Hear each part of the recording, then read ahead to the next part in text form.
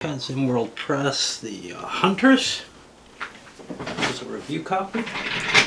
I only played a fairly short attempt at the grand campaign. Died early.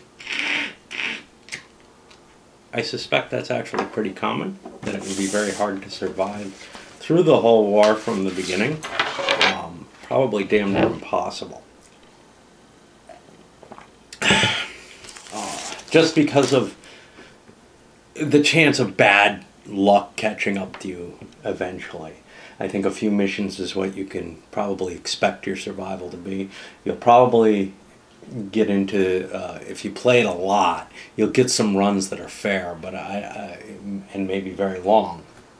But I wouldn't imagine that that would be the common play. That wouldn't be historically accurate. I didn't look up the average lifespan of a U-boat, but it's not very long. Especially as the war goes on. Anyway, one thing I should say right off the bat, this is not my kind of game. So it's going to be tough for me to really analyze it terribly well. It reminds me of, and for good reason, because it's designed with the same kind of audience in mind, the B-17 type game. You know, you go out on these missions, the missions themselves are randomly assigned, you don't get to pick them, you follow this track and things happen to you. The difference here, though, is, unlike a bomber, which is just simply flying in and, you know, either it's abort your mission or continue on. That's about your only real decision you have, and you only score if you continue on and get successful bombing. I don't really remember B-17 well, so feel free to correct me, you know, if there's other decisions in there. I think you have some minor decision making on where you want to target your guns, but that means almost nothing. Unlike that, here, because you're in a submarine and you have sort of the offensive position, which kind of the fighters in B-17 do, you're actually able to avoid a lot of encounters. So if you're facing an escort, you can choose not to attack in that case. However, in order to score well in the game and get promotions and little things to hang off your uniform, you need to do pretty well. And you need to take some chances, and you need to be successful in those chances. And you can get screwed without those chances. I mean, there's just without taking any risks at all. There's just the possibility that an airplane will see you, you'll slip, you'll fall, you'll crack your head open. In fact, there's the crack your head open going swimming event or whatever, where you as the commander are just dead. Bang. That's got to be not too terribly likely, but it's also not terribly unlikely, which is to say that every time you roll in a patrol, every single box that you make on your patrol, you have a 1 in 36 chance of a random event and a 1 in 36 chance of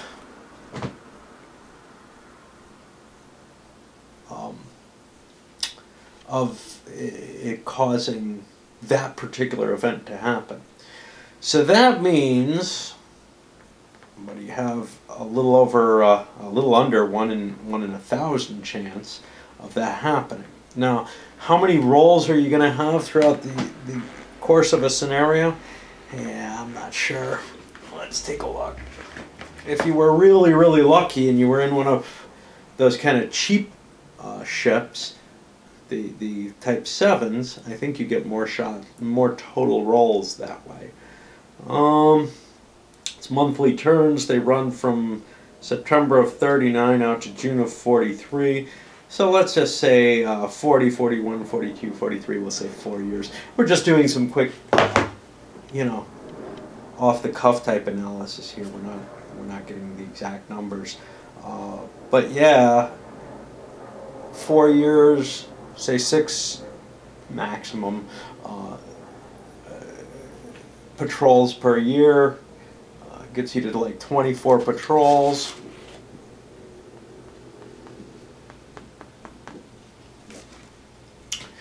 You're going to have maybe 250 rolls maximum of that type. So, you know, chances are you're not going to crack your head open by the random table in the course of a game.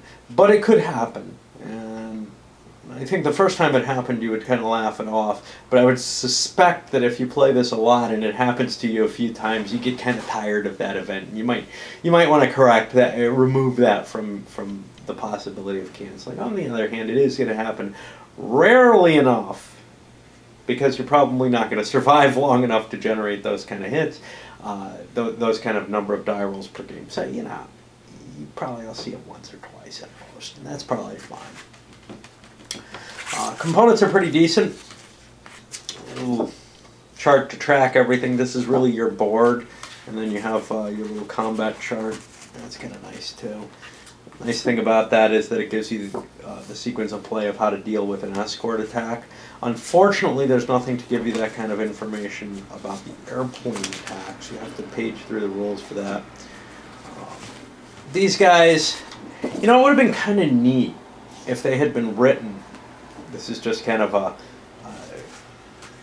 you know, it's not like I can't slip it into plastic and use the China marker.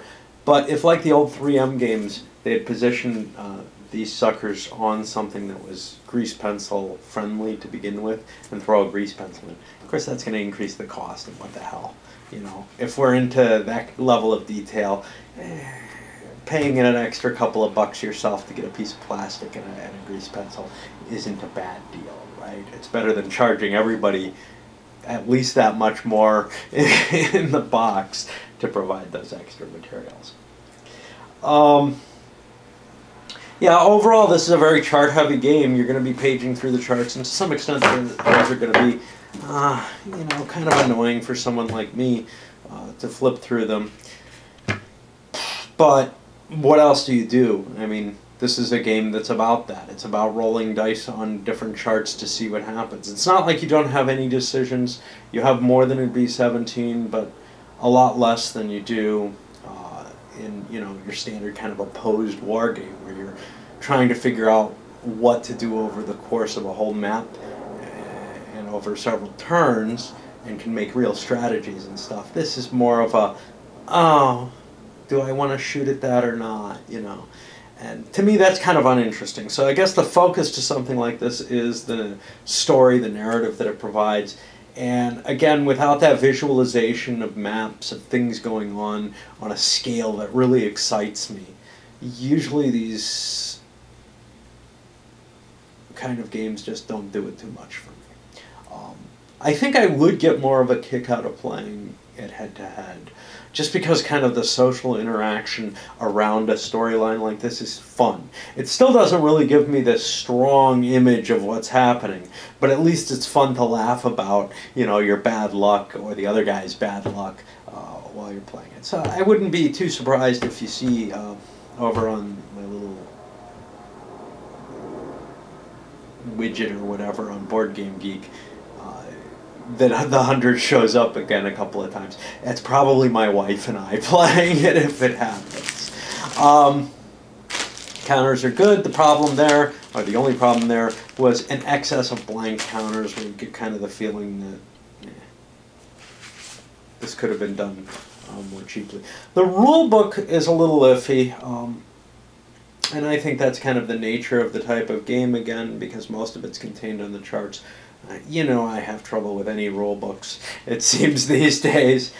This one's formatted nicely, actually. I like the case formatting and everything. But I found myself having trouble finding things in it, largely because it wasn't very pleasant to read. That's nothing against, you know, it's not like it's filled with too much color. It's got some color, but it's an amount that I can cope with, not lots of highlighting or crap like that that some companies are known for. Instead, though, the thing is that it's all very procedural, and that's fitting for this kind of game. Even though the rules aren't stated in a procedural way, it's a procedural game. And it's the kind of game that actually procedural rules probably fit better with than this style. But no matter what, you know, when I'm just being given a set of things to do, it doesn't sink in very nicely. I want to be given something that I can kind of visualize what I'm doing while I'm just reading the rule book. And this one, and it's really the nature of the game, because it's like, roll on this chart. Well, okay, you know, without the chart in front of me, without, you know, looking at it and examining what's going on, it's just not going to sink in very well. I don't think there's a terrible flaw with the rule book for that. It just makes it, the nature of the game makes it a harder type of rule book to absorb well. And it makes it easier, at least for me, to miss a few key points. For example, what was up with the Type 9 being on longer missions. I didn't even bother to try to look it up, though. I just trusted other people because the rules seemed to work, to read supporting the view that they were giving forward. And I know that John's provided a demo tape of it, which is one reason I didn't go too much into the rules themselves. Even though I didn't watch the demo, that's not a way that I learned. I figure people who want to understand the rules through a video are going to get it from that. The box is awesome. It's armored. It's like a GMT box. He must have gotten the same kind of publisher or something.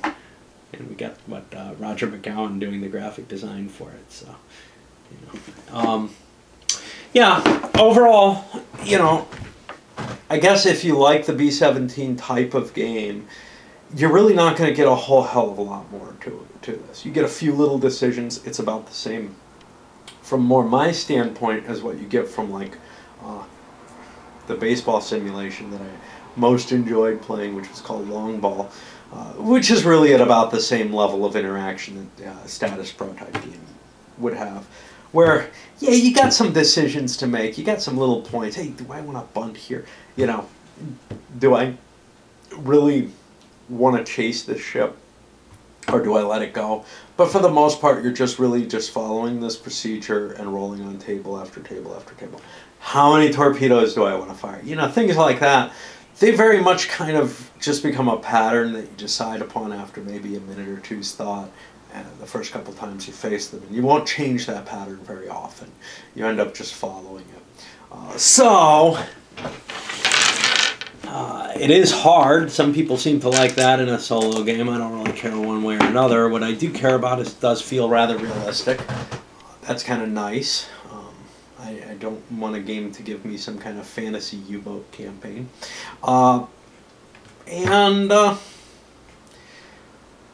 You know, so beyond that, B-17 is wildly popular. A lot of people really love it for the narrative that they can take from it.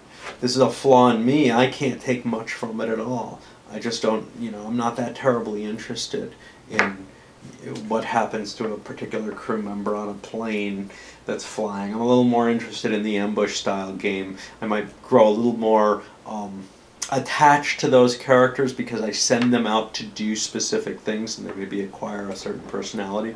I don't get any of that with this. Of course, with the camera running, some of the whole narrative and story all kind of gets lost on me anyway. The more that I play a game like this away from the camera, the more I'm likely to enjoy that aspect of it. But I don't see that this is one that I would really take a lot of that for. But on the other hand, if you do like B-17 and you have any interest at all in the subwar, this is your obvious choice. I mean, it totally translates that experience. It gives you a few more choices, like I said, but I don't think anybody's going to complain about that. It does give you that full story. It does give you characters that you could name if you wanted to, in charge of all your different ships, all your different positions on the ships. And you probably don't want to name the generic crew members. That's going a little far. But you know, you could have your chief engineer, your this, that, and the other, and keep track of them throughout the game. And if your whole ship doesn't sink, it wouldn't be completely unreasonable if your commanding officer died to then promote the first watch and maybe second watch officers into command of the ship and continue on with them. That would give you a potential for a longer lifespan.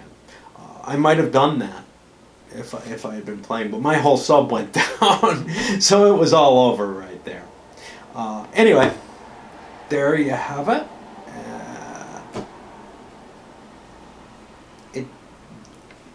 I can definitely see the kind. I know people who would really enjoy this type of game. It's really not my cup of